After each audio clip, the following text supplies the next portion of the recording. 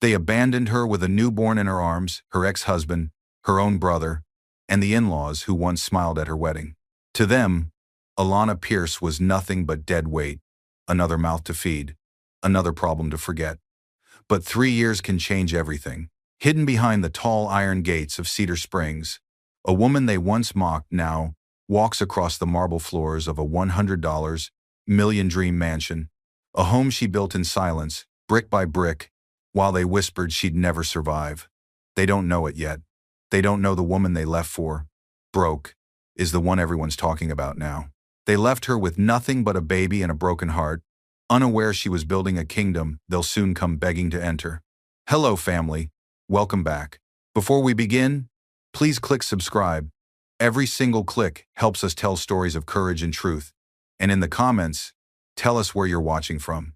Because when we share these stories together, we remind each other that even in pain, we can rise. The crystal chandelier blazed above the long dining table, its reflections shimmering across gold plates and polished glasses. Laughter filled the air, loud, fake, and heavy with pretense. Ethan Pierce, tall, confident, in his navy suit, tapped his glass with a silver spoon. The sound cut through the noise like a bell before a storm. Everyone, he said, flashing that well-rehearsed smile.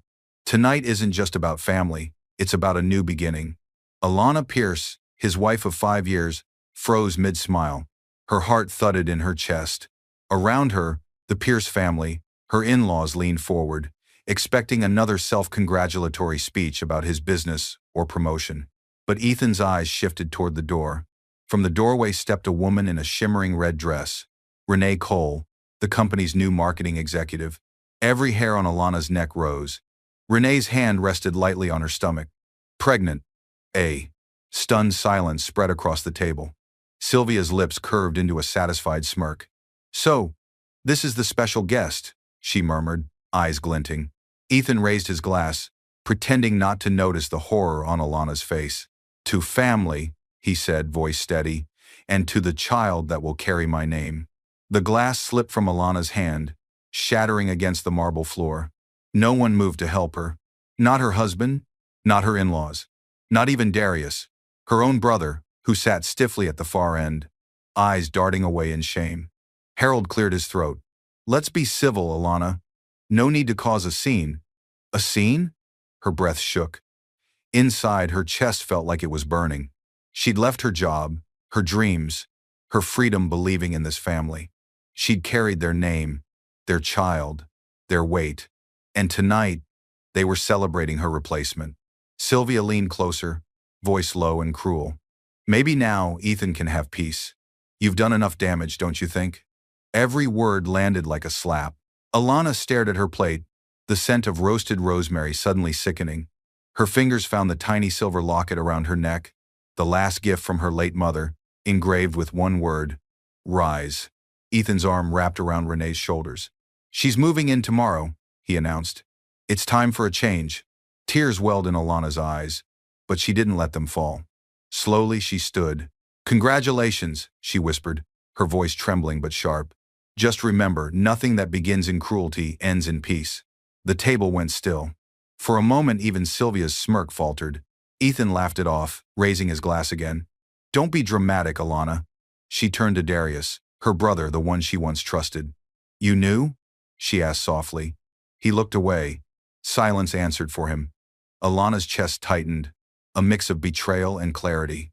Her life, her love, her safety, it all ended tonight. She walked toward the door, heels clicking like clock, hands counting down. Behind her, Ethan's voice rose, cold and final. Don't bother coming back, Alana. You're nothing without me. Her hand paused on the doorknob.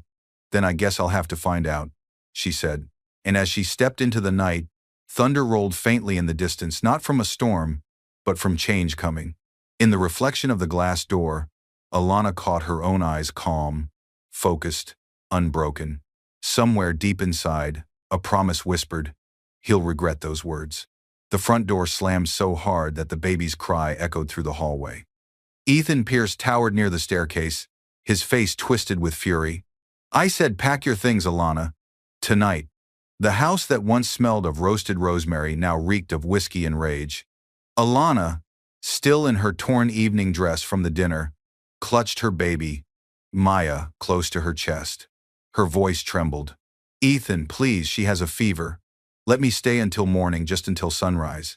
Ethan's hand shot out, grabbing the suitcase she'd packed and hurling it across the foyer. "You think you can embarrass me and still sleep under my roof? You're lucky I don't call security to drag you out." From the top of the stairs, Sylvia Pierce watched with folded arms, silk robe gleaming under the chandelier. "Let her go, Ethan. She's been nothing but bad luck since she came here." "Mom, please," Alana's voice cracked. "I've done everything for this family. I cooked, cleaned, cared for your father when you wouldn't. What did I do so wrong?" Sylvia's reply came like a knife. "You existed. That's all it took." A shadow moved near the front door. It was Darius, Alana's own brother. His jaw clenched, guilt flickering across his eyes. He had been living in the Pierce guest house, funded by Ethan's generosity. "Alana," he whispered, "just go. Don't make things worse." She turned toward him slowly. "Worse? Darius, they're throwing your sister out with her baby in the middle of the night." He couldn't look her in the eyes. Silence answered her again. Renee Cole stepped out from behind Ethan, her red nails brushing his sleeve. "You don't have to justify anything to her," she purred. "Some people just don't fit in this world." Alana's fingers tightened around the doorknob. The cold night air hit her face like truth. Behind her, Ethan's voice rose again, sharp and final. "You're nothing without me, Alana. Nothing." She turned, eyes glistening but steady. "Then maybe it's time I find out who I am." The street outside was silent except for the hum of crickets. She stood barefoot on the porch, her suitcase half open, baby crying softly against her shoulder. A car passed in the distance, headlights flashing across her tear-streaked face. Inside, laughter echoed, Ethan and Renee celebrating with a glass of wine, as if she'd never existed. Alana walked down the porch steps, clutching her baby tighter, whispering a promise only the night could hear. "You'll never see us crawl again." Her heart raced, but her steps grew steadier with each one. The wind carried away her tears, leaving only resolve. She reached the end of the driveway and looked back once, not in pain, but in finality. The mansion's lights flickered behind her, like fading memories. In the reflection of a puddle, the moon glimmered beside her weary face. Somewhere out there, help waited a door she hadn't knocked on yet. The rain hammered against the cracked windshield as Alana Pierce pressed her forehead to the steering wheel of the old car she'd borrowed from a neighbor. Her baby, Maya, whimpered in the back seat, wrapped in a threadbare blanket. The fuel gauge blinked red. No gas, no money, no home. Lightning split the night sky, revealing a small sign ahead through the downpour. "Cedar Springs Women's Shelter, a safe place." She stumbled out into the storm, clutching Maya tight. Her shoes sank into the mud as she reached the metal door and banged on it with the side of her fist. A woman with tired eyes and kind hands opened the door. "You're safe now," she said softly. "I'm Tina Brooks. Come in before you freeze." Inside, the air smelled of coffee and old books. Warmth hit Alana's skin, but her knees gave way. Tina caught her before she fell. "Easy," she said gently, guiding her to a cot. "You're okay. What's your name?" "Alana," she whispered, rocking her baby. "I just need somewhere to rest. Just for tonight." "You can stay as long as you need," Tina said, handing her a towel. "We've all had our just for tonight moments." At a nearby table, a young woman with a scar on her left cheek looked up from folding donated clothes. "I'm Nina Johnson," she said. "I came here a year ago with a black eye and $2. Now I work here. You'll stand again too." Alana tried to smile. Her voice was small. "He threw me out. My husband, my own brother helped him." Tina nodded knowingly. "You don't have to explain. Just breathe. We've seen every kind of storm here." As Nurse Carla checked on the baby's temperature, Alana stared at the flickering light above, the hum of the generator filling the silence. The world outside felt cruel and endless, but in this quiet, there was a strange comfort, a heartbeat of hope she hadn't felt in months. Later that night, she sat awake, watching Maya sleep. Her hands trembled as she whispered, "I won't let you grow up like this. I don't know how yet, but I'll find a way." Tina approached quietly, holding a steaming cup of tea. "Drink this, and rest." Alana looked up. "How did you do it? How did you start again?" Tina smiled faintly. Someone believed in me when I didn't. A man named Howard Grayson. He funds this place quietly. Doesn't like attention, but he helps women build new lives. Maybe one day, you'll meet him." Alana's eyes flickered with curiosity. Why would a man like that care? Tina shrugged.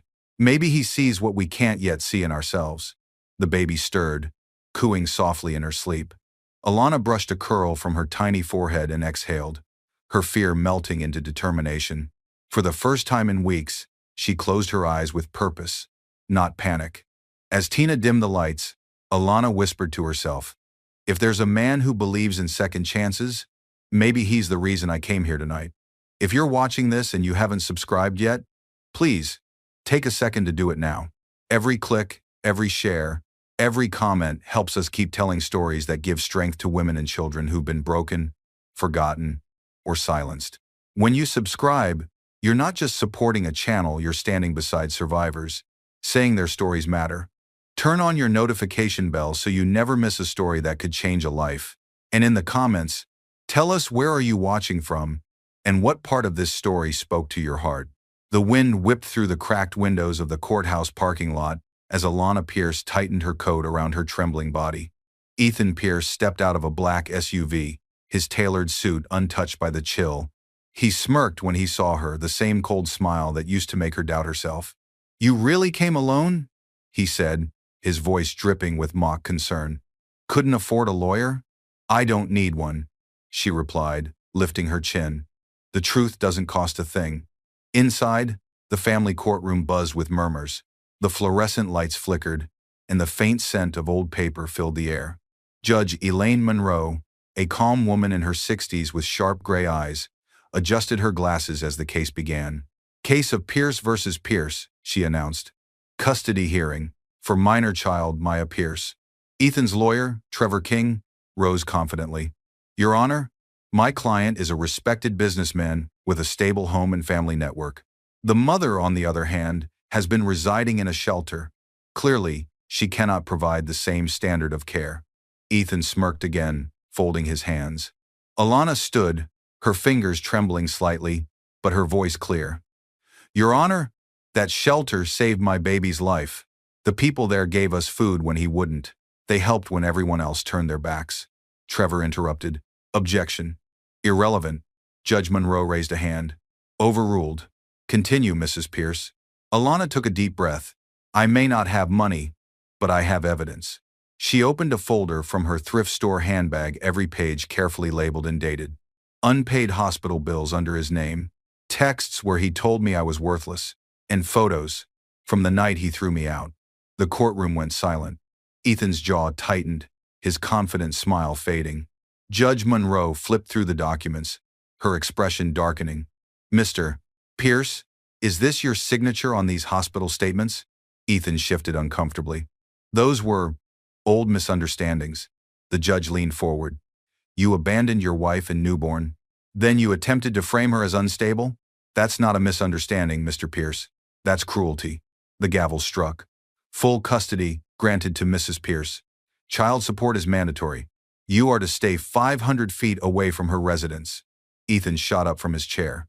"This isn't over, Alana." She looked at him calmly. "It already is." As she walked out of the courtroom, the rain had stopped. The sky above was pale and open, like a clean slate. Alana stood on the courthouse steps, clutching the custody papers, the weight of her future suddenly lighter. Her reflection shimmered faintly in a puddle by her feet, not broken, but reborn. From across the street, a man in a gray coat watched her leave. Mr. Howard Grayson, silent observer of strength, noting her name as if it meant something. The mop bucket tipped over, water spilling across the marble floor. The echo of a child's cry followed, as Alana Pierce rushed to scoop her baby's bottle off the ground. Her hands trembled from exhaustion, 3 hours of sleep, 2 jobs, one dream barely keeping her standing. The clock on the lobby wall struck 11:45 p.m., another night cleaning offices after her day shift at the corner store. Nina Johnson, her friend from the shelter, wiped her brow across the hall. "Girl, slow down," she whispered. "You can't pour from an empty cup." Alana smiled weakly. "If I stop moving, I'll remember how tired I am." The elevator dinged open. A man in a tailored gray suit stepped out late 30 seconds, calm energy, gold badge clipped to his belt. "You missed a spot," he said lightly, pointing toward a streak on the glass door. Alana straightened, defensive. "Sorry, sir. I'll get it," he smiled. "Relax. I'm joking." He extended a hand. Liam Carter, property supervisor. "I usually leave before midnight, but I forgot my laptop." His tone wasn't mocking, it was curious, gentle. He watched her wring out the mop and asked, "You always this focused?" She paused. "Focus is all I have left." He crouched beside her. "Ever thought of starting your own service? You clean like you own the building." Alana gave a soft, tired laugh. "Own it? I'm just trying to survive the rent." Liam studied her for a moment. "Still, people who work like this don't stay small forever." He pulled a business card from his coat. "If you ever want a contract instead of a paycheck, call me." Before she could respond, the security alarm buzzed faintly, midnight shift turnover. Nina called from the hall. "Alana, let's go before the bus leaves." Alana tucked the card into her pocket, unsure if she'd ever use it. On the ride home, she stared at her reflection in the bus window, eyes weary but alive. Maya slept in her lap, small fingers clutching her mother's sleeve. Back at the shelter, the fluorescent lights buzzed softly. Mrs. Ellison, the elderly bank officer who volunteered on weekends, was sorting donation envelopes at a table. She looked up as Alana entered. "Long night again?" Alana nodded, placing Maya gently in her crib. Mrs. Ellison poured her a cup of tea. "When I was your age, I cleaned offices too," she said. "One day, a man offered me a contract instead of wages. It changed my life. Sometimes, opportunity comes disguised as exhaustion." Alana blinked, recalling the card in her pocket. "You really think so?" Mrs. Ellison smiled. "I know so." Alana held the small white card under the dim light. Liam Carter, Property Management Group. Her reflection shimmered on its glossy surface. Half fear, half hope. She folded it carefully, whispering to herself, "Maybe this is where survival turns into something else." As she drifted to sleep, the business card slid off the nightstand, landing beside Maya's tiny hand, two paths touching, one life about to change forever. The printer jammed again. Paper crumpled halfway through as Alana Pierce slammed her hand against it in frustration. The shelter's small office smelled of coffee and determination. "We can't afford to lose this chance," she muttered, tugging the stuck sheet out. Across the table, Nina Johnson tapped nervously on her calculator. "We need at least $100 for supplies. If we get that office cleaning contract, we can finally buy uniforms and maybe, just maybe, move out of here." The old landline phone rang. Alana froze, staring at it as if it were a ticking bomb. Mrs. Ellison, the elderly bank officer who had quietly mentored her for months, stood near the window with her clipboard. "Answer it, dear," she urged softly. "Sometimes the calls we fear the most change everything." Alana picked up the phone. "Hello?" A familiar voice came through, calm, professional. "This is Liam Carter. I reviewed your proposal. It's bold for a small startup. Meet me tomorrow at 10. Bring your partner. We'll see if you can handle something bigger." The moment she hung up, the room erupted. Nina screamed, "We did it!" Maya clapped her little hands in her playpen, mimicking the excitement. Mrs. Ellison smiled knowingly. "See? Faith rewards the prepared." The next morning, Alana stood in front of the sleek glass building that once seemed unreachable. She wore a second-hand blouse pressed to perfection, her hair tied back neatly. Her hands shook, but her heart stayed steady. Inside, Liam waited at the lobby with a clipboard. "Right on time," he said. "That's already a good sign." They toured the building. Floors gleamed under morning light. "You'd be responsible for 3 floors, including conference halls," Liam explained. "We need reliability. No excuses." Alana met his gaze. "You'll have neither excuses nor complaints. Only results." He studied her face for a moment before nodding. "You remind me of someone I used to work for, a woman who built everything from scratch." "I think you've got that same spark," Nina whispered as they left the building. "Did we just get it?" Alana smiled, trying to stay calm. "Not yet, but we left a mark." That night, back at the shelter, the fax machine buzzed. Tina ran down the hallway holding a paper high. "Alana, it's official. You got the contract." Tears spilled down Alana's cheeks as she read the words. "Approved vendor Pierce and Johnson Cleaning Services." The shelter erupted into applause. Women hugged her, some crying, others clapping. For the first time in years, she didn't feel like a burden. She felt like a builder. She held Maya close and whispered, "Mommy's building us. Something real." Mrs. Ellison approached with a small envelope. "Your first deposit check," she said. "Use it wisely. Growth comes with new storms." Alana smiled faintly. "Then I'll learn to dance in the rain." As she placed the check into her worn wallet, she noticed a man at the far corner of the lobby, Howard Grayson, watching her with a knowing look, as if he had just found someone worth betting on. The library lights flickered as the rain pounded against the wide windows. A thunderclap rattled the shelves just as Alana Pierce dropped the stack of ledgers she'd been studying. Papers scattered across the wooden floor, profit sheets, client invoices, dreams written in ink. She knelt quickly, gathering them up while balancing baby Maya on her hip. The toddler tugged at her mother's braid and laughed softly, breaking the tension. "You think this is funny?" Alana whispered, smiling through exhaustion. From behind a bookshelf came a calm, deep voice. "It's good she laughs," it said. "Children don't smile unless they feel safe." Alana looked up. An older man with silver hair and gentle eyes stood before her, holding one of her fallen papers. He was well-dressed but unassuming, the kind of man people noticed without understanding why. "I'm sorry," she said, brushing dust from her knees. "I didn't mean to make a mess." He handed the paper back. "No harm done. But you've been here every night this week taking notes, studying business reports, reading property manuals. What are you building?" She hesitated, unsure if she should answer. "A future," she said finally. "Something stable for my daughter. I run a cleaning business. It's small, but we're growing." The man smiled. "Small things built with care grow stronger than large things built on ego." Tina Brooks, the shelter counselor, appeared from the far aisle carrying a box of donated books.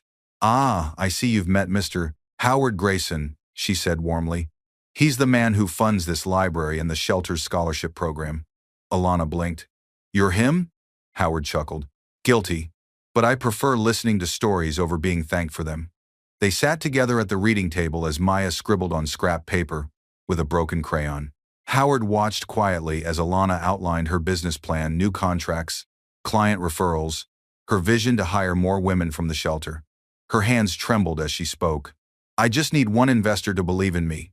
Someone who won't take everything if I fail." Howard leaned back, thoughtful. "Most investors look for profit. I look for purpose. You clean buildings, but what you're really doing is restoring dignity." Alana's eyes welled up. "No one's ever said that before." He smiled gently. "Then let me be the first." He reached into his coat and slid an envelope across the table. Inside was a short agreement letter.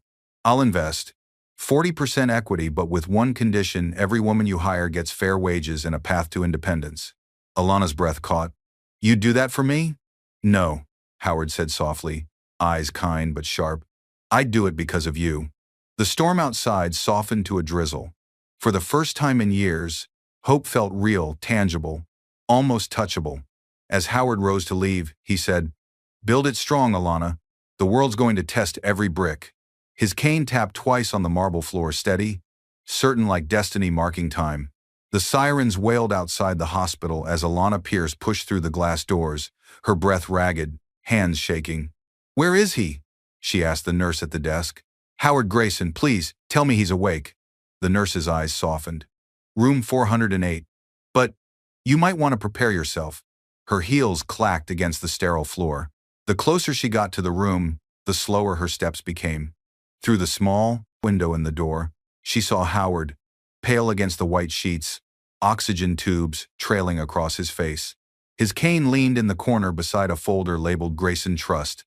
Inside the room, Liam Carter and Tina Brooks stood by the bedside. Liam turned as she entered. "He asked for you," he said quietly. Howard smiled faintly when she knelt beside him. "I told you the world would test every brick," he whispered. "You held it up better than I did." Tears filled her eyes. "Don't say that. You're not done yet. You said you'd see our headquarters open." He reached for her trembling hand. "I've seen enough. You made something worth leaving behind." He nodded toward the folder. "I will read it when you're ready. You'll know what to do." A weak chuckle escaped his lips. "Remember what I said? Build with purpose." And with that final smile, his hand went still. The monitor flatlined. A sharp gasp escaped Alana as the room filled with the long, steady tone of loss. She buried her face against his arm, whispering, "Thank you for believing in me when no one else did." Nina Johnson stepped forward, tears streaming down her face. "He changed everything for us." Liam placed a gentle hand on Alana's shoulder. "Then let's make sure his name lives on." Days later, under the soft glow of her office lights, Alana opened the Grayson Trust folder. Inside was a handwritten letter on thick paper. "Alana, if you're reading this, I'm gone. Don't mourn too long. I've left my shares to you and Maya. Take the company beyond cleaning, build homes, rebuild lives. You were born to lead, not survive." She wiped her tears and turned to the last page legal papers, transferring ownership of his investment firm, with one note scribbled at the bottom: "Dream bigger, always." In that moment, grief and gratitude fused into something powerful, a new fire. She looked out the office window, where her company vans lined the street, each painted with her new slogan, "Rise and Restore." The team gathered in the hallway: Nina, Liam, and several women from the shelter. "What now, boss?" one asked. Alana smiled faintly, holding the letter to her heart. "Now we expand." She turned toward the whiteboard where blueprints hung, a mansion outline drawn in bold strokes. "And this," she said softly, "will be our next project." As she switched off the office lights, the reflection of the mansion blueprint lingered in the glass, its lakeview arches glowing under moonlight, as if waiting for her to bring it to life.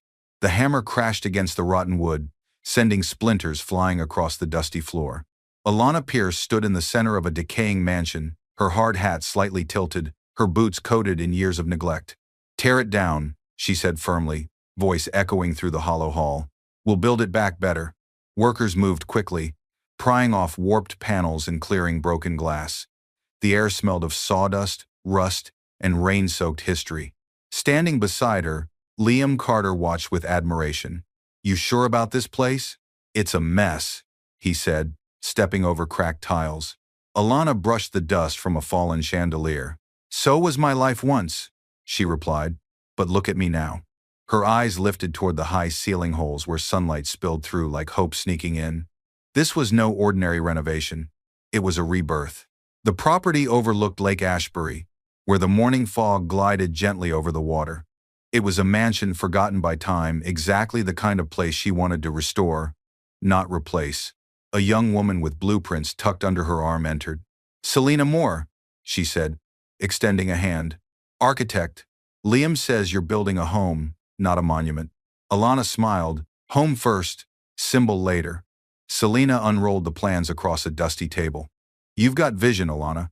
This design blends restoration, with resilience, arched windows for light, wraparound porch for reflection, and a marble foyer that leads straight to a lakeview balcony.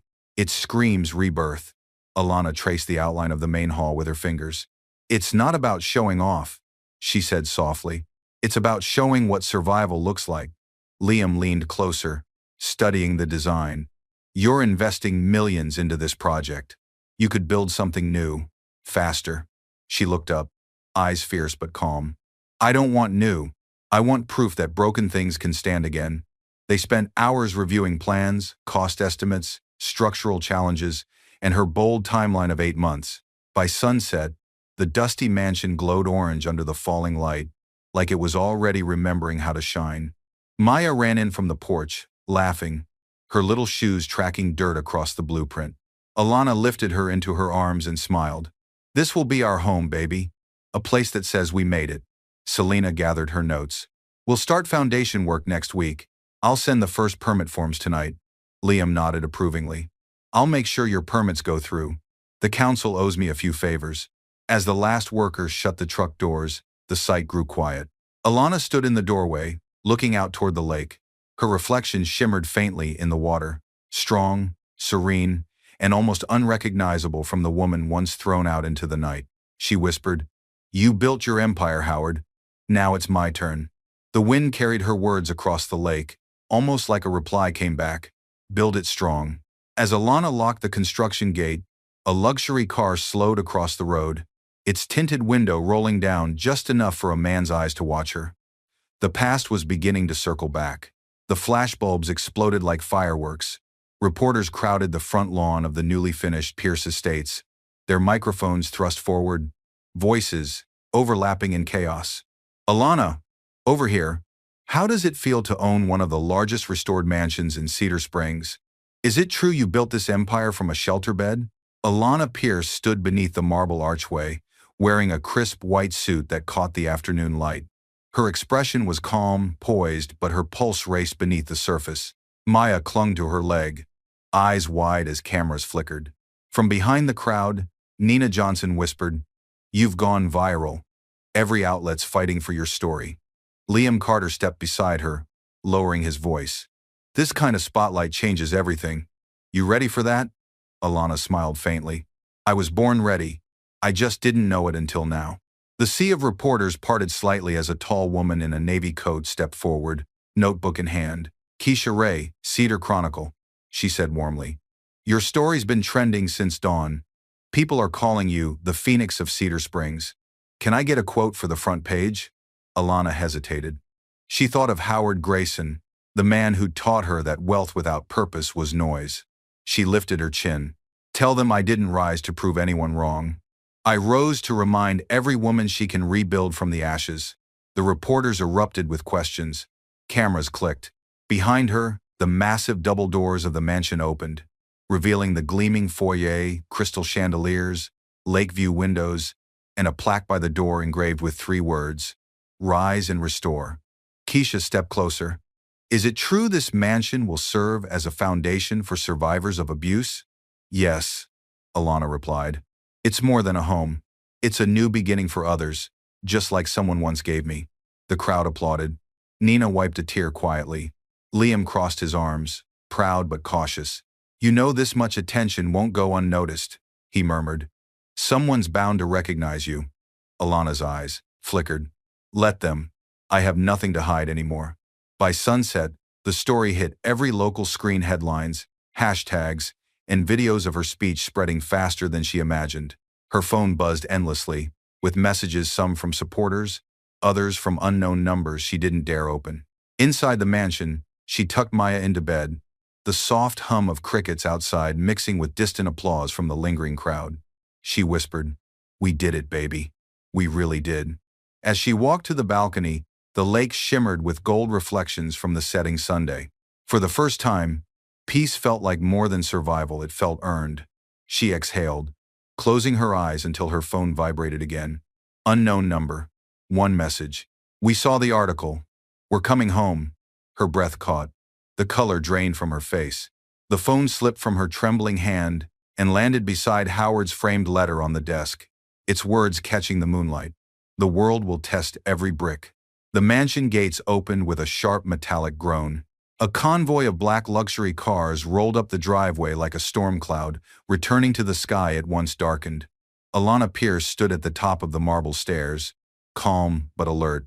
She knew those cars, every dent, every plate number, every piece of the past they carried. The first door opened. Ethan Pierce stepped out, perfectly dressed, with a fake humility she could smell from yards away. Behind him came Sylvia Pierce, face painted in apology, and Harold, pretending age had softened his pride. From the last car emerged Darius, her brother, looking smaller than she remembered, eyes downcast. Ethan spread his arms. "Alana," he began with a grin that didn't touch his eyes, "you've done amazing things. We saw you on the news. The mansion, the company. It's unbelievable." Her expression didn't move. "You found time to watch between champagne parties?" Sylvia stepped forward, her tone syrupy. "Sweet. We made mistakes, dear. Families argue, but blood always wins in the end." "Blood?" Alana's voice sliced like glass. "You threw me out with my newborn. I begged you for one night of warmth. You called me bad luck." Silence. Even the fountain seemed to stop running. Harold cleared his throat, playing the patriarch. "We were wrong. Let us make it right. We can start again. Family business, family home. We can merge our lives and build something bigger." Renee stepped beside Ethan, smiling smugly. "It's what Howard would have wanted, right?" That name hit Alana like a blow. Her late mentor's legacy, spoken through a woman who'd once helped destroy her marriage. She stepped closer, voice low and steady. You have no right to say his name. Ethan's smile cracked. Look, we don't need to fight. Let's be reasonable. Think of Maya. She deserves to know her family. Alana tilted her head slightly. She already does. She sees them every day, the ones who chose her when you didn't. Sylvia sighed dramatically. Alana, enough of this pride. Forgiveness is strength. Forgiveness, Alana repeated slowly, is earned, not demanded at the gate. Ethan's charm faltered. His jaw tightened. You think this mansion makes you better than us? Alana met his glare with calm certainty. No, Ethan. It just reminds me what I survived without you. He stepped closer, lowering his voice. Careful, Alana. Don't forget where you came from. She smiled faintly. I don't. But you seem to forget you're standing on my porch. He froze. Sylvia's smile twitched. Darius finally looked up, whispering, Alana, please. I just wanted to say sorry. Her tone softened, briefly. Then say it to yourself. You'll need it more than I do. A guard approached quietly, whispering something to her. She nodded once. Thank you. Escort them off the property. As the gates closed behind their cars, Ethan's glare lingered through the glass, cold and unfinished. From her office window, Alana watched their cars stop just beyond the gate. Inside one, a flash of paper, a map of the mansion's floor plan. Her instincts whispered, they aren't done with me yet. The shriek of the security alarm sliced through the stillness of the night. Alana Pierce jolted awake, heart hammering. Red warning lights blinked across the mansion walls. From the baby monitor, she heard Maya stir softly in her sleep. She grabbed her robe and sprinted toward the security screen in her study. What she saw made her blood run cold. The camera feed showed a U-Haul truck parked in the driveway and 3 figures climbing out. Impossible, she whispered. They wouldn't. The front door handle rattled violently. Then a key turned. The lock clicked open. Ethan Pierce stepped inside first, flashlight in hand, his once polished confidence now desperate and dark. Behind him came Sylvia, muttering under her breath, and Harold, clutching a folder. Darius followed last, nervous and pale. Ethan barked, "Hurry up, before security gets here." Sylvia pointed toward the grand staircase. "Take the West Wing rooms. We'll claim this place before she can react. The deed's public property, now it's ours again." Alana appeared at the top of the stairs, calm but ice cold. "You broke into my home," she said. "Even for you. That's low." Ethan froze, caught mid-step. "Alana, listen. This is a misunderstanding. We just wanted to talk." "By breaking locks?" she asked. Her voice was calm, but the tremor in her hands betrayed her fury. Harold stepped forward. "You owe us, girl. This mansion was built on the Grayson name. Howard was part of our business before he died." She laughed bitterly. "Howard left everything to me, and you know it. You were too busy mocking him to notice he'd already written you out." Sylvia's tone turned venomous. "You think this is over? You think that little empire makes you untouchable? You're still that same girl who begged us for bread." Alana's eyes flashed. "Maybe. But the difference is this time, the world is watching." Ethan lunged forward suddenly, snatching the folder from Harold's hand and slamming it on the table. "Sign this transfer, Alana.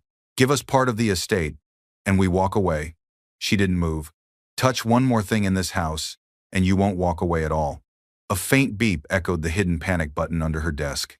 Outside, blue and red lights flared across the lawn. Detective Miles and 2 officers stormed through the gate. "Hands where I can see them," Miles shouted. "This is breaking and entering recorded on camera." Ethan's face drained of color. Sylvia screamed, "You can't arrest us. This is family business."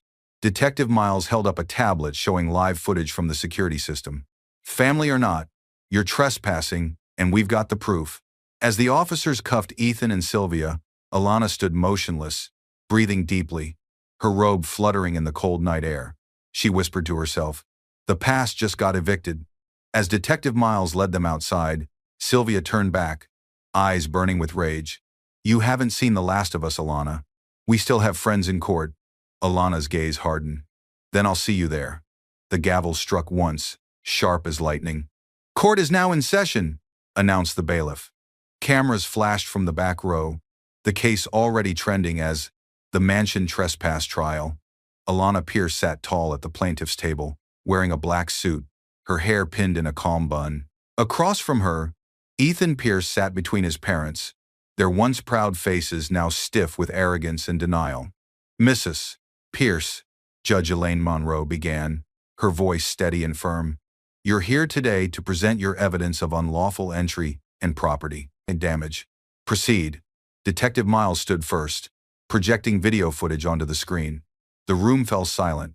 The large monitor played the mansion's camera feed, Ethan's voice echoing through the speakers. "Take the West Wing rooms. We'll claim this place before she can react."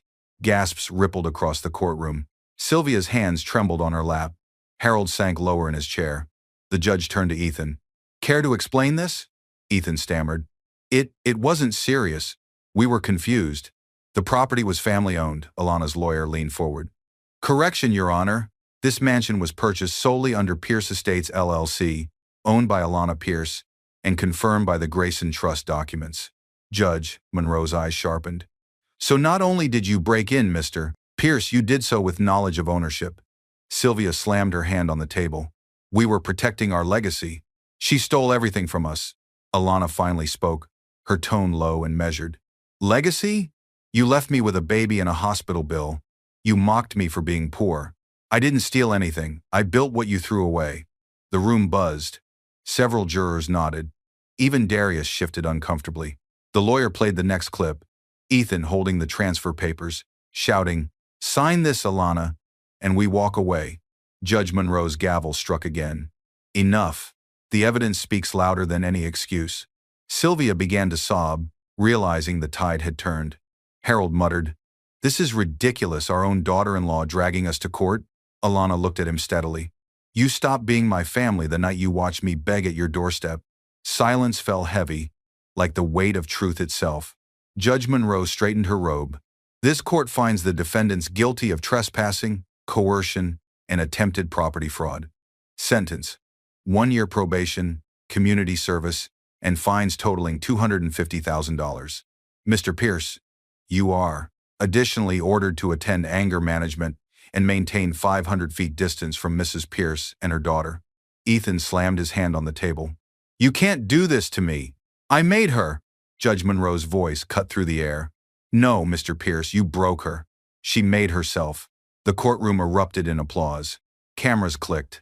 Alana closed her eyes, breathing in the justice she'd waited years to taste. As Alana stepped outside into the flashing lights, a reporter's question pierced through the crowd. "Mrs. Pierce, how does it feel to finally win?" She smiled faintly. "Winning is easy. Staying kind after victory, that's the real test." But behind the cameras, one dark figure lingered near a car door, watching her in silence. Music swelled through the golden halls of the Pierce mansion, violins harmonizing under the glitter of chandeliers. Cameras flashed. Glasses clinked. The foyer that once echoed with emptiness now thrived with life and laughter. Alana Pierce stood at the top of the staircase in a sleek silver gown, her daughter Maya holding her hand. "Mommy, is this all for us?" the child whispered, eyes wide at the sea of guests below. Alana smiled softly. "No, sweetheart. It's for every woman who thought she'd never stand again." The crowd quieted as journalist Keisha Ray approached the microphone. "Ladies and gentlemen, tonight we celebrate not wealth, but resilience. From shelter floors to a $100 million legacy, please welcome the woman who turned pain into purpose, Alana Pierce." Applause thundered through the ballroom. Cameras zoomed in as Alana descended the staircase, each step measured, graceful, symbolic. She took the stage, hands steady, though her heart trembled beneath her ribs. "3 years ago," she began, voice echoing across the hall, "I was homeless with a baby in my arms. The world told me I had nothing left. But pain is a strange teacher. It forces you to listen when no one else will." She looked toward the front row where Judge Monroe, Tina, Nina, and Liam sat smiling proudly. "I stand here today not as a victim, but as a builder. This mansion isn't just my home, it's now a foundation for survivors, a place where broken beginnings turn into second chances." The audience rose to their feet, clapping, some with tears glistening in their eyes. Even Nina Johnson, once homeless herself, couldn't hold back emotion. "You did it, Alana," she whispered from her table. "You kept your promise." As the applause quieted, Alana's tone softened. "For every woman watching, don't let their rejection define you. build something so powerful they have to watch from outside the gate. Cameras flashed. The moment was immortalized. The phoenix had risen fully from the ashes. Then came the toast. Liam Carter raised his glass. To Alana Pierce, proof that faith and fire can rebuild any ruin. Everyone cheered. Laughter filled the air. The sound of new beginnings drowned the ghosts of the past. But as the celebration grew louder, Alana's gaze shifted toward the glass doors. Outside, across the manicured lawn, blue and red lights flickered faintly in the distance. A police convoy slowed near the gates. A guard leaned toward her, whispering urgently, "Ma'am, the authorities just arrived. They say there's been a development regarding the Pierce's case." Her smile faltered just slightly. "What kind of development?" The guard hesitated. "They said you'd want to hear it in private." The music continued, the guests unaware. Alana's hand tightened around her champagne glass as the doors slowly opened behind her, the air shifting colder. In the mirror's reflection, Alana's calm face met her own eyes, strong, unshaken, ready. "Whatever this is," she whispered, "I'm not afraid anymore." Then, from the ballroom's edge, a faint voice called her name, a voice she thought she'd never hear again. Husband dragged his wife to court to steal her $500 million fortune, unaware. She owed the company he worked for what the judge did the moment I gave him. An envelope shocked him. He didn't just betray her. He marched her into a courtroom to steal everything she built, a fortune worth $500 million. In the morning, Elena Brooks steadied her breath and tucked a sealed envelope into her handbag. Her husband, Michael, stood at the plaintiff's table with a smile that felt like a knife. At his shoulder sat Vanessa, the consultant who became his shadow. Half of her company, Michael told the judge, and full control of the accounts. Those were the words that tried to erase years of Elena's work. Instead of honoring his vows, he weaponized them. Instead of love, he chose power. He thought she would fold under the weight of legal papers and public shame. But what he never knew was this. The fortune he tried to seize was tied by contract to the one place he could not touch the company he worked for. Elena didn't bring rage to court. She brought records. She brought dates. She brought the truth her mentor taught her to keep. And inside that envelope was the clause that would turn his victory into a trap he built for himself. Sometimes the person who drags you to court ends up dragging their own name through the fire. This is not just a story about money. It is the calm strength of a woman who believed too much, the silence she chose instead of screaming, and the moment a judge read a single page and changed everything. Dear viewers, thank you for being here. If you watch without subscribing, it is like letting her voice fade again into silence. But when you click that button, you stand with every woman betrayed, every promise broken, and every survivor who chose to rise. Please, subscribe now. And in the comments, share where you're watching from. The sound of shattering glass broke the silence. A porcelain cup fell from Elena Brooks' trembling hand, coffee splashing across the white marble floor. She stared at her phone screen, heart pounding, eyes wet. For a moment, the world went still. The email subject read, "Notice of court summons, Brooks versus Brooks." Her husband's name, her name, together but against each other. She closed her eyes, chest heaving, then whispered, almost to herself, "He actually did it." The intensity hung in the air, sharp and cold. Then, like a woman forcing herself to breathe again after drowning, she reached for a towel and began wiping the floor. Her movements were slow, deliberate, the discipline of someone who built her life from chaos. Elena Brooks was 39, tall and poised, with eyes that carried both exhaustion and quiet strength. Every movement of hers felt intentional, the mark of a woman who had fought too long to ever waste time again. To the world, she was a self-made millionaire, the visionary founder of Brooks Innovations, a technology company built from a single software patent she created in her mentor's garage 2 decades ago. To herself, she was just a woman who once believed that loyalty was the same as love. Her morning routine never changed. Wake up before sunrise. Make black coffee, no sugar, no cream. Write 3 things she was grateful for in her leather notebook. Today her pen hovered over the page.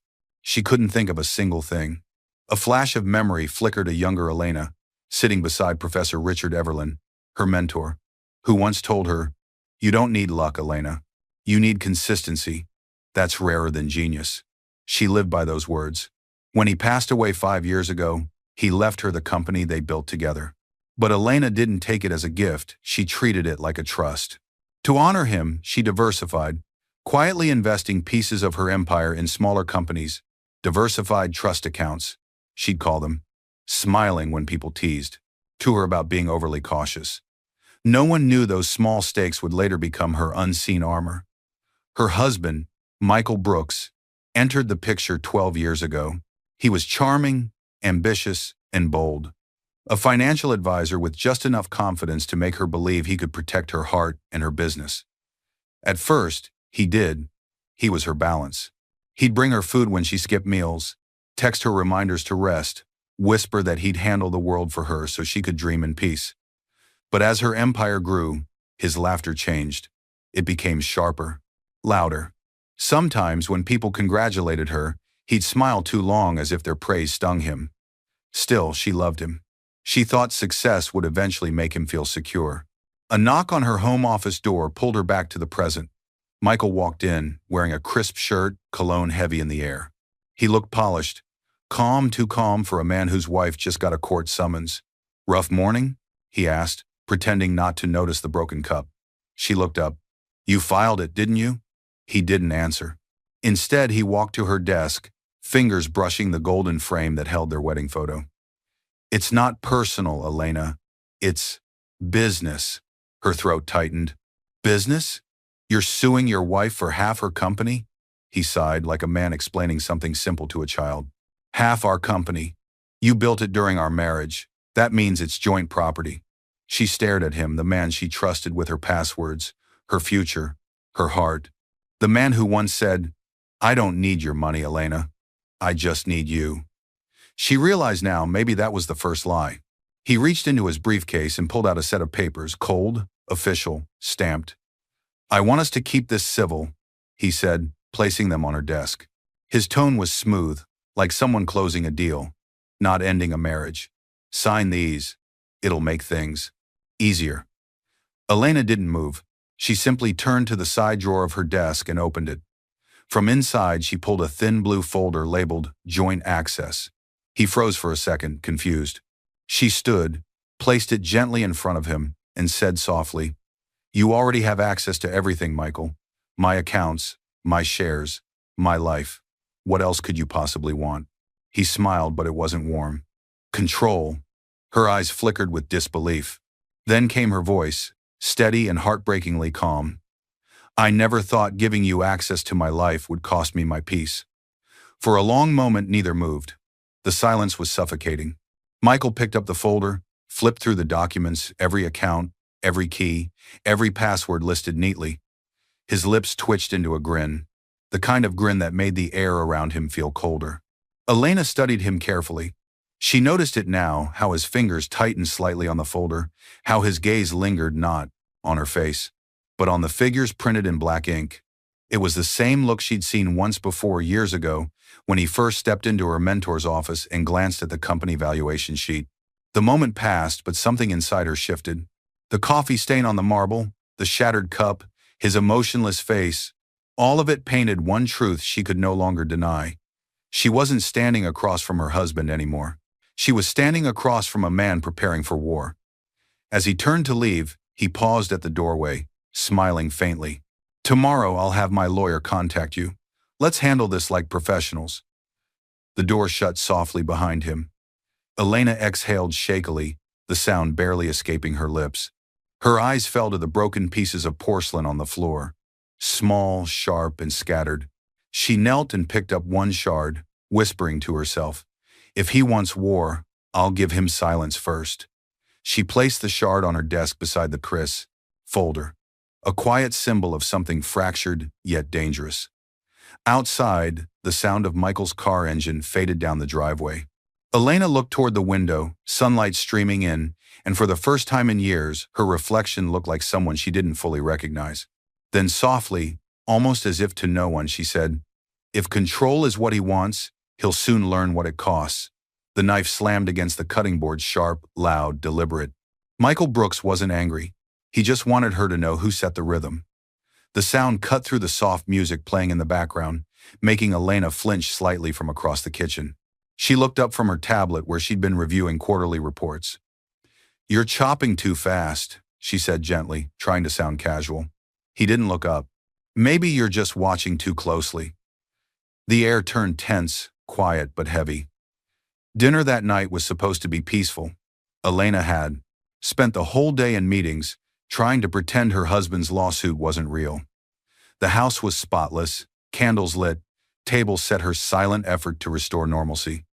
But Michael didn't want peace. He wanted control. He poured himself a drink, eyes following her every movement as she sat down. "Still working?" he asked, gesturing toward her tablet. "It's just a few notes for tomorrow's board call." He smirked. "You really think you need to attend that? The company has people for that now. Let them handle it." "I like to stay involved," she said quietly. "That's your problem, Elena. You don't know how to let go." The words stung more than she wanted to admit. There was a time he would have been proud of her focus.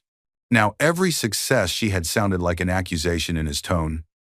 Years earlier, before her mentor passed, Michael worked under him at Everland Technologies, the same company where Elena had started. Michael had been ambitious, then the youngest analyst in his department, always trying to impress Richard Everland. He'd stay late, bring ideas, fight for recognition. Then came the promotion day. Everyone expected him to be chosen as the new department head. But Everland had instead picked Elena, quiet, analytical, disciplined Elena, because he saw something in her Michael didn't have: restraint. Michael had laughed it off at the time, saying, "Good for her." But later that night in their small apartment, he'd poured himself whiskey and muttered, "One day, I'll never have to ask anyone for approval again." That night was the first time Elena saw something dark flicker behind his eyes.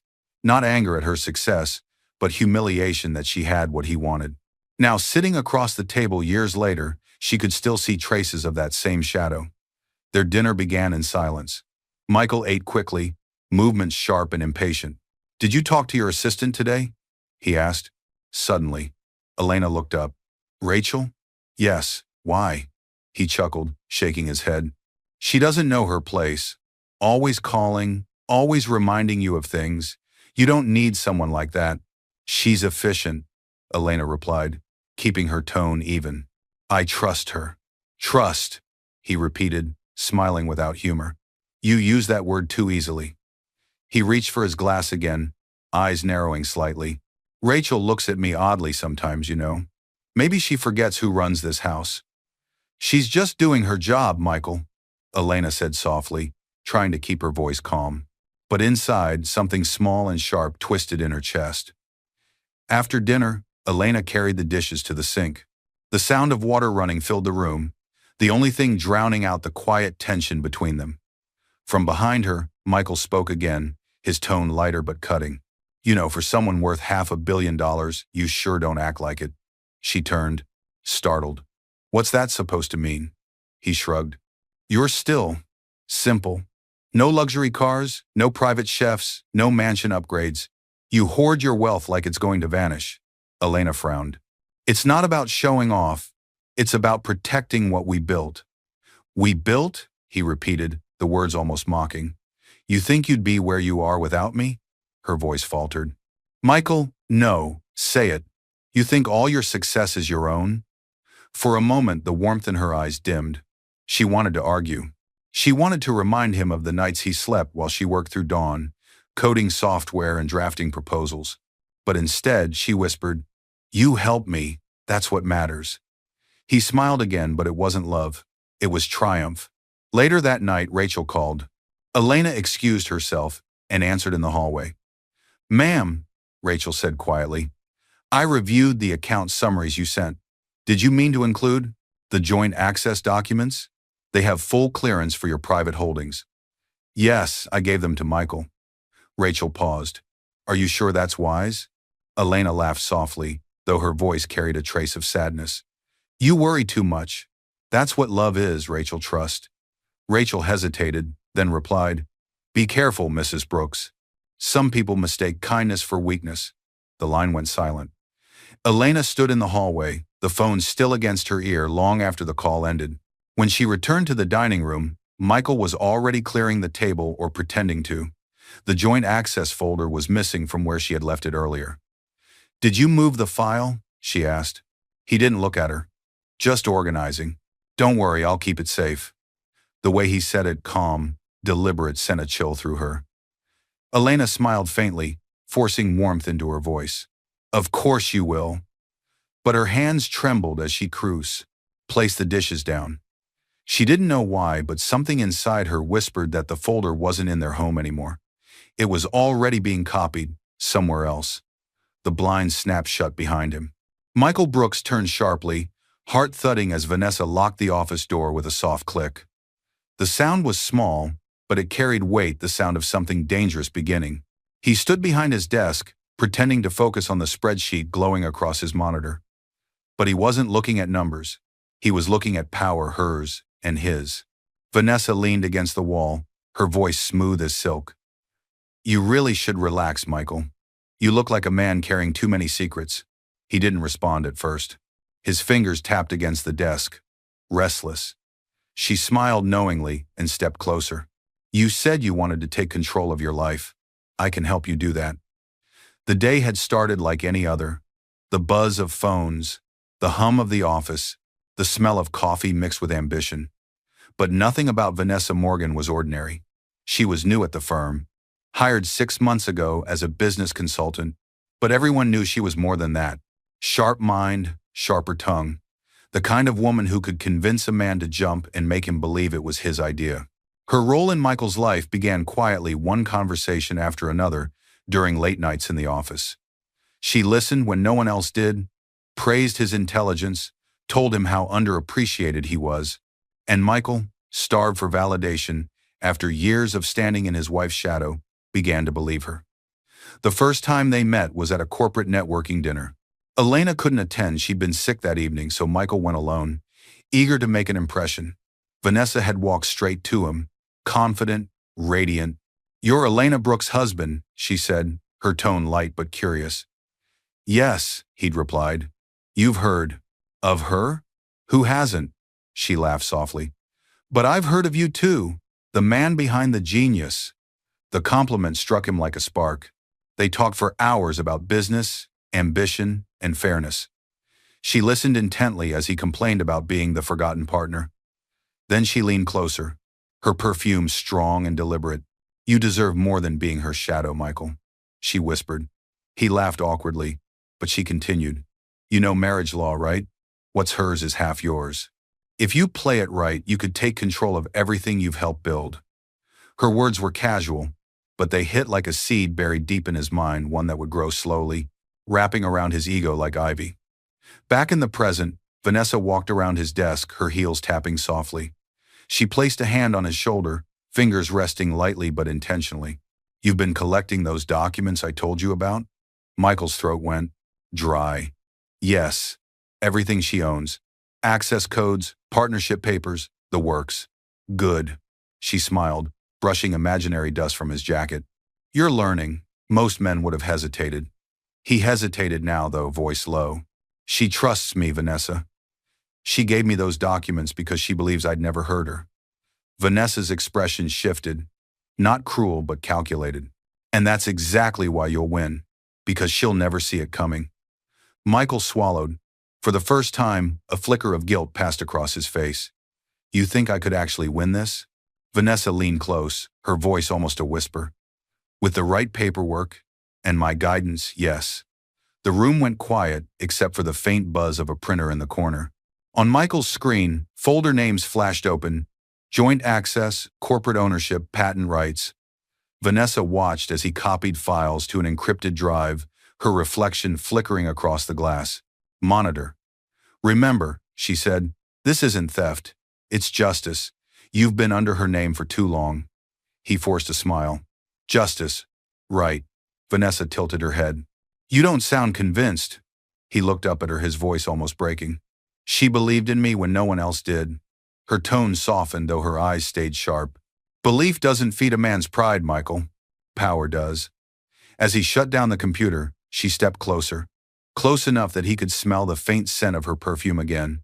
Something floral, intoxicating, dangerous. "Once this is over," Vanessa whispered, You'll finally have what you deserve. Half her empire, full control, and your own name back. He stared at her, unsure whether to feel thrilled or terrified. Then she leaned in and kissed him slow, deliberate, sealing the betrayal like a contract. When she pulled away, her voice was calm, confident. You'll thank me when it's over. Michael stood frozen, staring at the screen where Elena's financial world was now sitting on his flash drive. Outside the glass office walls, the city lights reflected across his face, one side bright, the other buried in shadow. He didn't know it yet, but that single act of copying those files had tied his fate to something much larger, something he couldn't control. The next morning, Elena will notice small inconsistencies, missing files, changed passwords, subtle signs that someone close is turning her world upside down. But instead of confronting, she will choose silence and begin to quietly watch. The door burst open before the meeting even ended. Elena Brooks looked up sharply as her lawyer, Daniel Carter, rushed into the conference room. His face was pale, lips pressed tight. Everyone in the room, board members, executives, assistants, turned in confusion. He didn't wait for permission. He simply placed a thick brown envelope on the table in front of her and said quietly, "I'm sorry, Elena, it's official." The air changed instantly. The hum of conversation died. The clicking of pens stopped. Only the soft buzz of the air conditioner remained. Elena stared at the envelope. Her hand hovered over it for a long moment before she finally pulled it open. Inside, the first line burned into her memory. Petition for division of marital assets, Brooks versus Brooks. Her husband's name above hers. The betrayal made real on paper. The entire room froze. No one spoke. The weight of it pressed down like gravity itself. She closed the folder, fingers trembling slightly, and pushed it aside. Her voice was calm, distant. "Everyone, please continue. We'll discuss the merger projections later." They hesitated, unsure whether to leave or stay, until Daniel gestured discreetly, and they began filing out of the room one by one. When the door shut and the silence returned, Elena's composure broke just a little. Her breathing hitched and her eyes glistened, but she didn't cry. Not yet. She looked out the window, the city skyline stretching endlessly beyond the glass. To everyone outside, she was a symbol of success, composed, confident, untouchable. But inside, her heart was cracking under the weight of a truth she'd avoided for too long. In that moment, her voice would later whisper in reflection, "I realized he never loved me. He studied me." 15 years earlier, a tiny apartment, flickering light bulb, laughter echoing off peeling walls. Elena and Michael sat cross-legged on the floor, sharing a bowl of instant noodles. Their first year of marriage poor but hopeful. He'd looked at her then, smiling that bright, ambitious smile. "If we ever make it big," he said, "we'll share everything, right?" She laughed, nodding without hesitation. Everything. That word had meant love to her. Partnership. Now it felt like a weapon. Back in the present, Daniel stood, quietly by the window, giving her space. He was in his early 40s, professional yet kind, the kind of lawyer who had seen enough broken marriages to recognize the look in her eyes. After a long silence, he said softly, "He's asking for half the company, Elena. He claims joint ownership under marital property law." Her gaze remained fixed on the skyline. "Half of Brooks Innovations," she murmured. "The company I built before he even quit his job. He's using your open access agreements, the ones you gave him." Her lips pressed into a thin line. "Of course he is." Daniel hesitated, then added, "There's more. He's filed for temporary control of several accounts, including your personal trust funds." Elena turned to face him then, her eyes sharp but steady. "He thinks this will scare me. He thinks it'll make you settle," Daniel replied. She picked up the summons again, flipping through the pages with slow precision. Every paragraph, slicing a little deeper. Her hand paused over Michael's signature, bold and self-assured, like a man who thought he'd already won. For the first time, she allowed herself to whisper the thought she'd been avoiding. He planned this for months. Daniel took a cautious step closer. "Do you want me to file an immediate response? We can request an injunction to freeze joint accounts." Elena shook her head slowly, her expression unreadable. "No," she said quietly. "Not yet," he frowned. "Elena, if you wait too long," she interrupted softly, her tone almost gentle but chilling beneath the surface. "I want to see how far he'll go." She stood and walked to her desk, pulling out an old framed photo their wedding day. Her in a simple white dress, him holding her hand, both of them smiling as if forever was certain. She studied it for a long time before setting it face down. Her voice came out in a whisper, more to herself than to Daniel. "He once said we'd share everything. I just didn't realize he meant my piece too." Daniel lowered his eyes, sensing the quiet fury rising in her. He didn't argue. He only said, "You're sure about waiting?" "Yes," she said, turning back toward the window. "Let him think he's winning. I'll watch." The lawyer nodded slowly, though the worry in his eyes deepened. He gathered his files and headed for the door. As he reached the exit, Elena's voice stopped him. "Daniel," she said without turning around, "find out who's helping him." "Someone is." He paused, nodded once, and left. Alone again, Elena pressed her palm against the cold glass, her reflection staring back at her strong, silent, calculating. Somewhere deep down, the woman who once believed in love was gone. In her place stood someone else, someone watching, waiting. That same night, Daniel's quiet investigation will lead him to a name that doesn't belong in Michael's world, a woman whose influence and ambition run deeper than anyone suspects. And Elena, instead of confronting, will decide to let that woman reveal herself. The sound of the gavel cracked like thunder. "All rise." The courtroom filled with tension as everyone stood. Elena Brooks lifted her head slowly, face calm, expression unreadable. Across the aisle, Michael Brooks straightened his tie and smiled not at her, but at the reporters waiting to capture his victory. The judge entered, and everyone sat. This was it, the first day of Brooks versus Brooks. Michael leaned toward his lawyer, whispering something with a smirk. His voice was too low for most to hear, but Elena caught one word: easy. Her eyes flickered to the woman sitting quietly behind him. Vanessa Morgan, dressed in black, her expression perfectly neutral. To anyone else, she looked like a professional consultant taking notes. To Elena, she looked like the reason her marriage had died. She didn't stare long. She didn't need to. The betrayal had already taken shape in front of everyone: her husband, his lawyer, and the woman who'd coached him to take her life apart piece by piece. Michael's lawyer, Mr. Pesses. Howard rose first. He was sharp and confident, his words cutting through the quiet room. "Your Honor," he began, "my client, Mr. Brooks, has been wrongfully excluded from assets that are rightfully his. We will show that Mrs.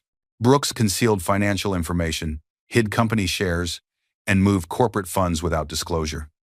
Gasps rippled softly through the courtroom. Elena didn't move. "Mr.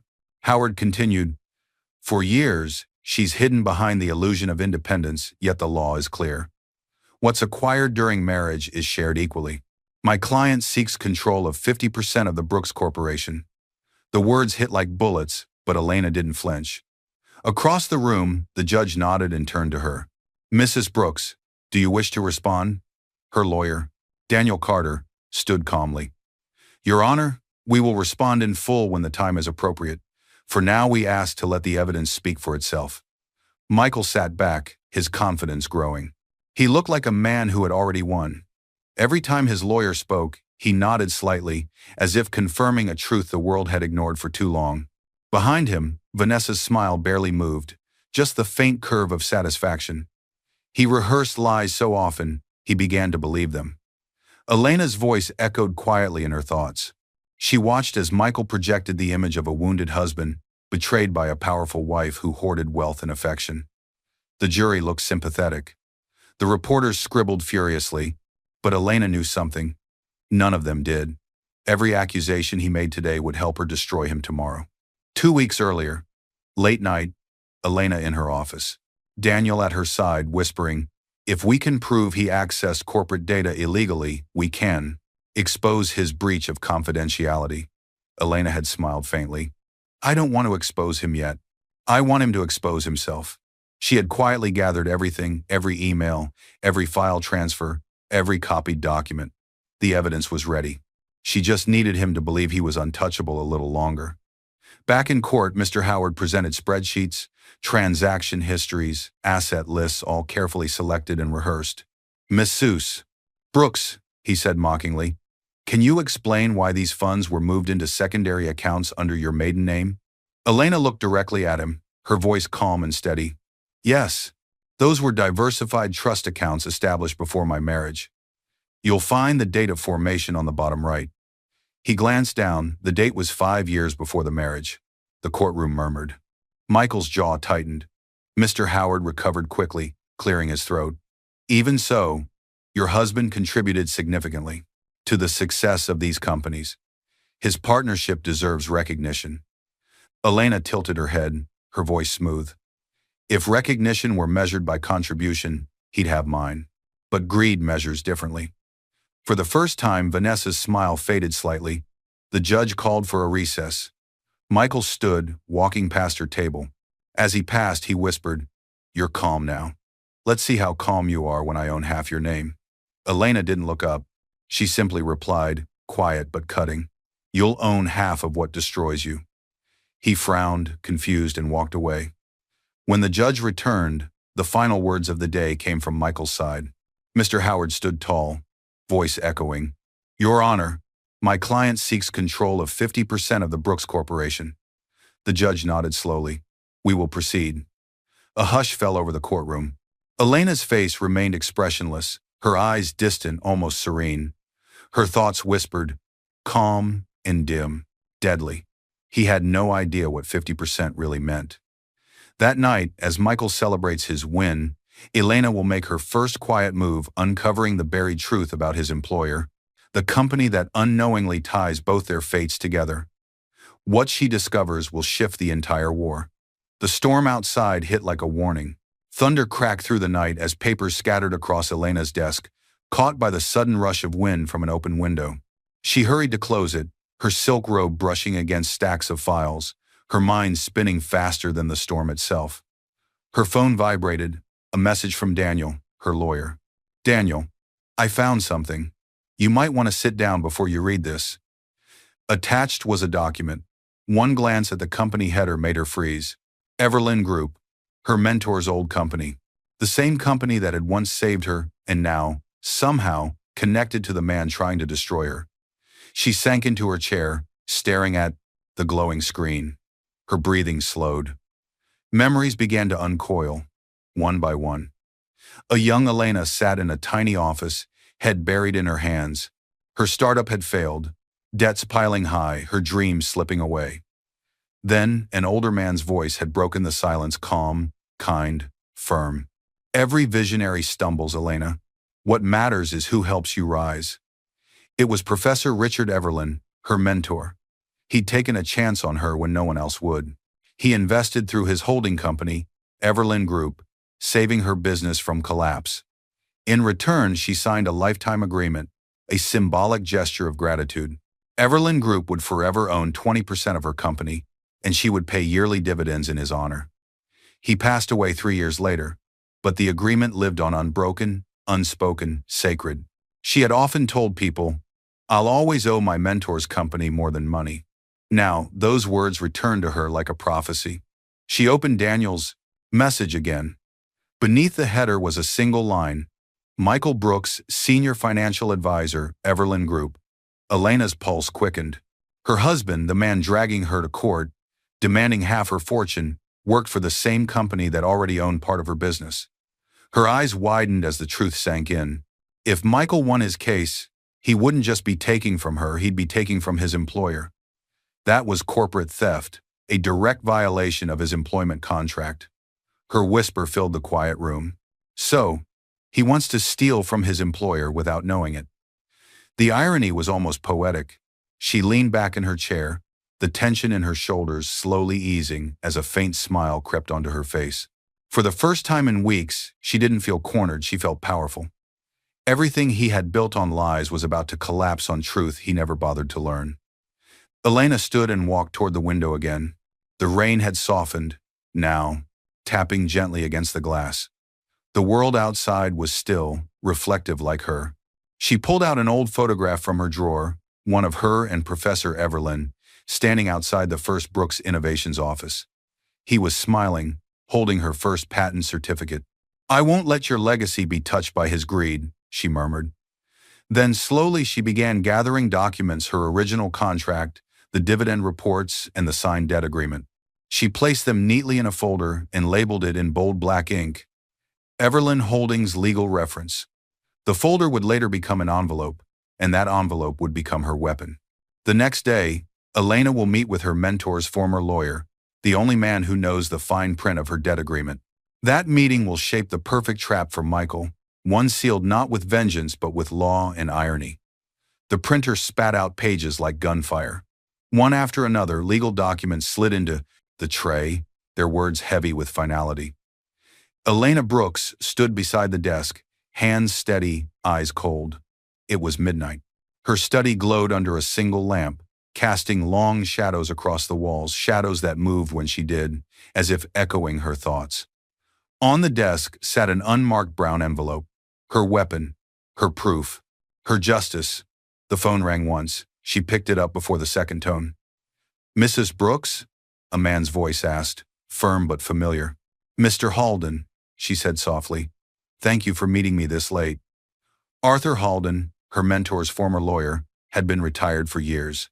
He'd served the Everlyn Group faithfully, a man known for his honesty and his loyalty to Richard Everlyn, the man who built both her career and her conscience.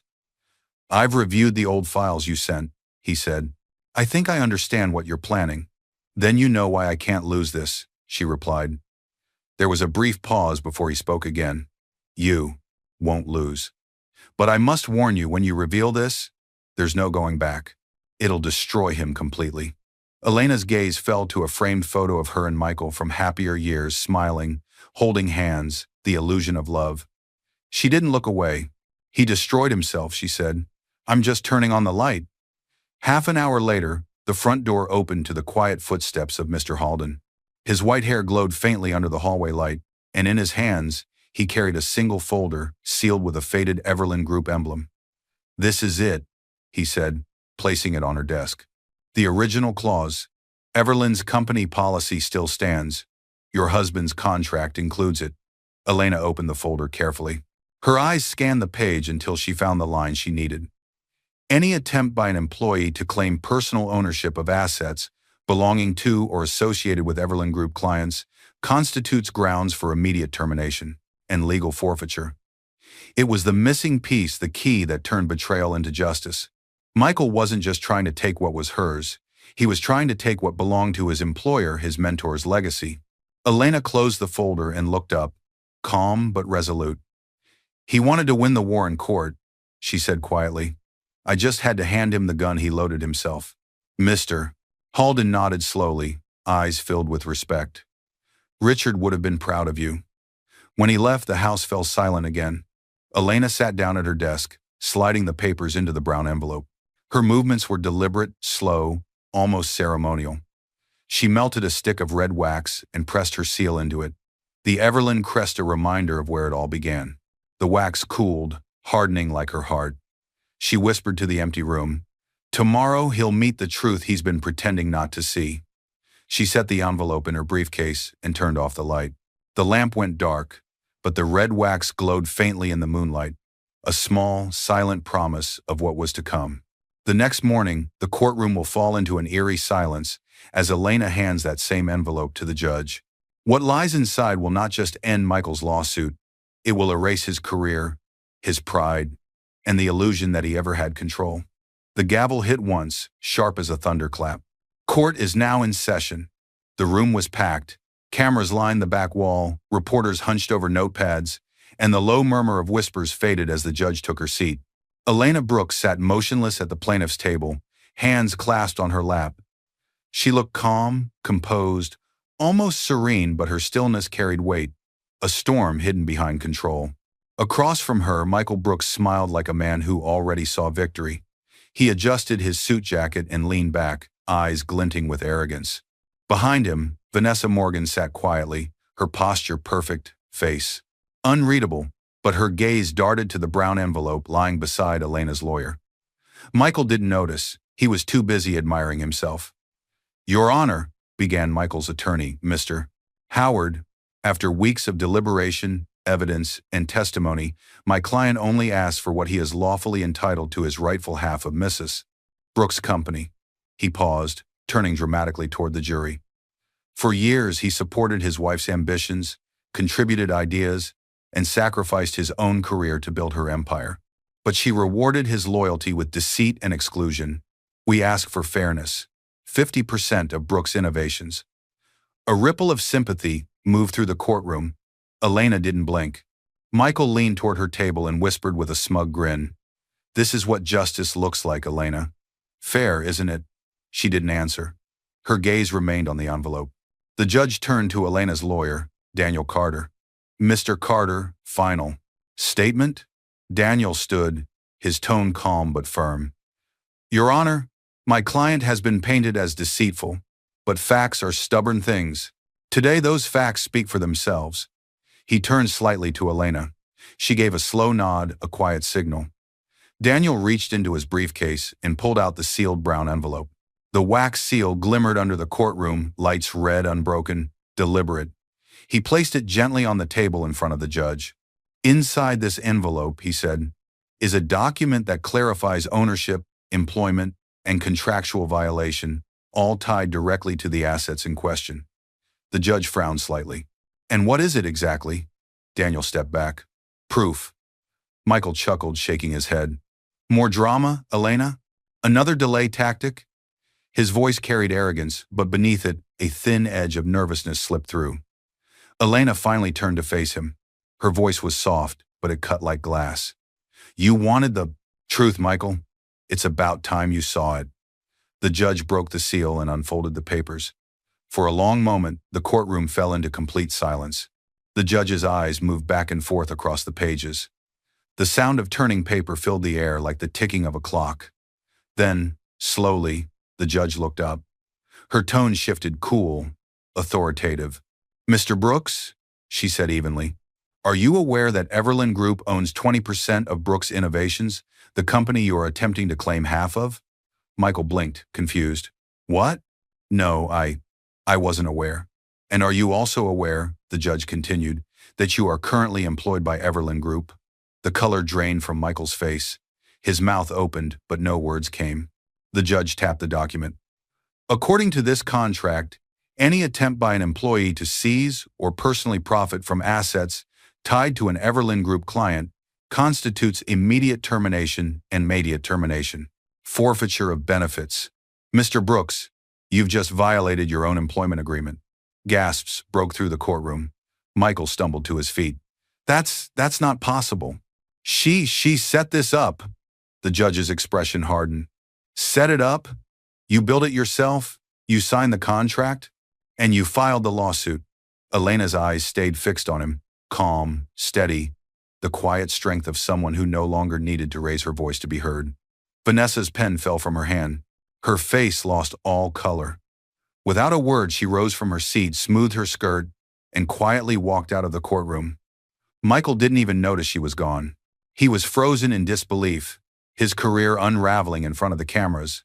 The judge continued. "This court will not only dismiss your claim, Mr. Brooks, but I strongly suggest you prepare for a legal response from your employer. We're done here." The gavel hit again, final, echoing, absolute. Elena stood slowly, gathering her papers. She turned to Daniel, who gave her a nod of quiet satisfaction. Michael, pale and shaking, reached out a hand toward her. "Elena, wait." She looked at him for the first time, with no anger, no pity, only truth.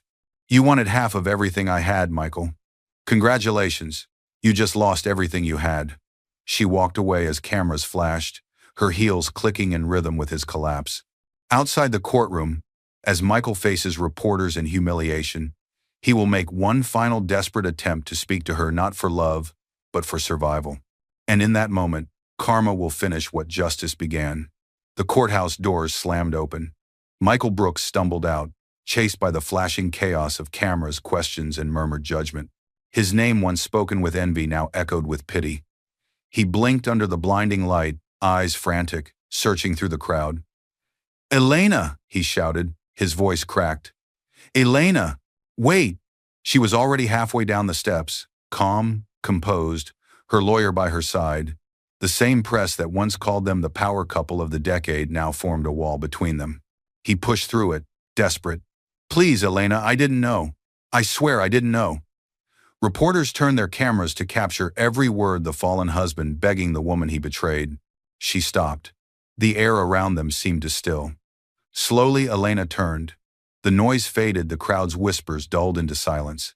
All that existed in that moment were two people and the ruins of what once was love. Her expression was unreadable, not cruel, not cold, just quiet strength. Didn't know what, Michael? She asked softly. That I'd survive you? He took a step closer, his voice trembling. I thought you'd never find out. I thought, that's the problem, she interrupted gently. You never thought I'd think. The words hit harder than any shout. Michael froze, eyes wide, lips parting but no sound coming out. Around them, cameras clicked, like the ticking of fate. A court officer emerged from the doorway, calling out, Mr. Brooks, you've been served. Michael turned sharply. Two uniformed men approached, handing him a stack of papers, notice of asset seizure. He glanced down, scanning through the lines, his face draining of color. All accounts frozen. All holdings suspended. Employment terminated. Pending legal action from Everland Group. His knees gave out. The papers fluttered to the ground, scattered by the wind, the final remnants of his empire. Lawyers nearby whispered quietly, one of them muttering, That's it. He's finished. Michael tried to stand but couldn't. He reached out not for balance, but for mercy. Elena, he gasped, his voice breaking. I didn't mean for it to go this far. I just wanted what was fair. Please, help me. She looked down at him, the man who once stood, taller than her, the man who believed love was ownership. There was no anger left, only clarity. You wanted half my fortune, she said softly. Instead, you lost your soul. Her words lingered in the air like a verdict. Cameras flashed wildly as Michael's hands trembled, clutching the courthouse steps. His face was pale, his suit wrinkled, his confidence gone. For the first time in his life, he looked small. Elena stepped forward, close enough that only he could hear her next words. I didn't destroy you, Michael. You just finally met yourself. He lifted his head, tears streaking his face. Please, I have nothing left. Elena's gaze softened, not in pity, but in understanding.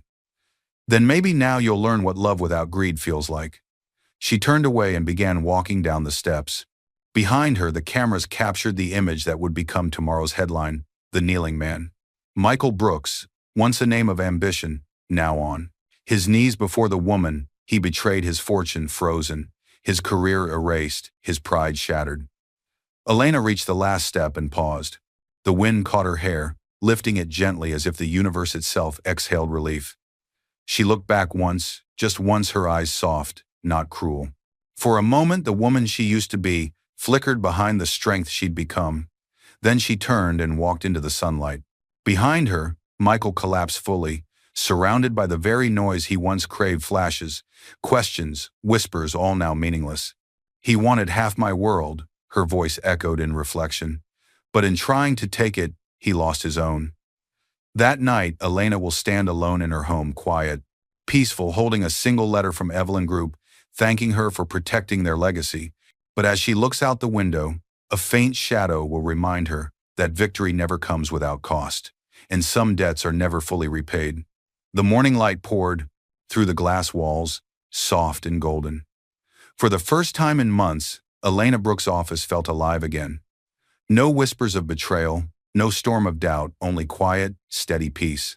The faint hum of the city below sounded like a heartbeat returning after silence.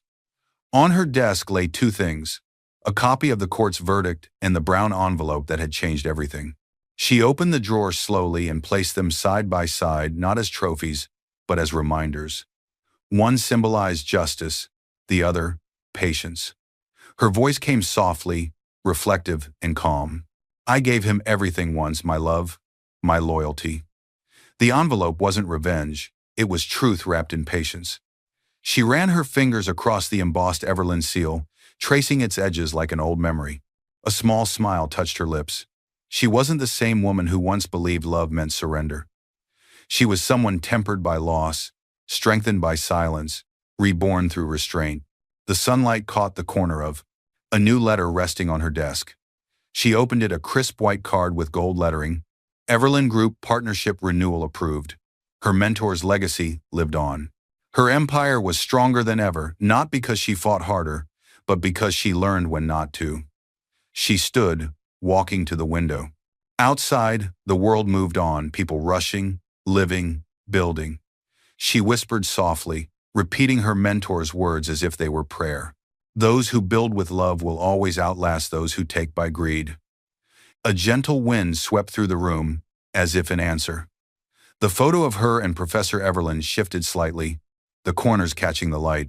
She smiled again, not out of victory, but understanding. In the end, revenge hadn't freed her. Truth had. As the camera pulled back, the brown envelope remained in focus, sealed, quiet, timeless. Because sometimes, the most powerful justice isn't loud. It's written, signed, and left to rest in peace. A soft chime from her phone, an unread message. Unknown sender. The subject line reads, "He's trying to contact you." She doesn't open it.